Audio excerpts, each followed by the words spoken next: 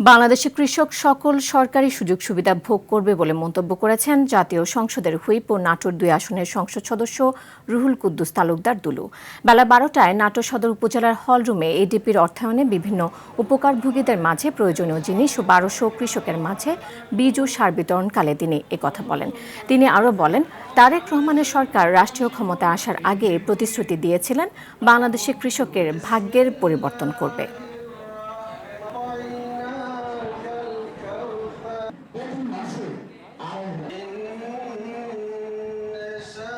এই কৃষি কার্ডের মাধ্যমে প্রত্যেকটা কৃষক সার পাবে, বীজ পাবে, কৃষি পণ্য পাবে, কৃষি ঋণ পাবে, সুমুক্ত কৃষি ঋণ পাবে। অর্থাৎ একজন কৃষক সকল রকমের সুযোগ সুবিধা পাবে।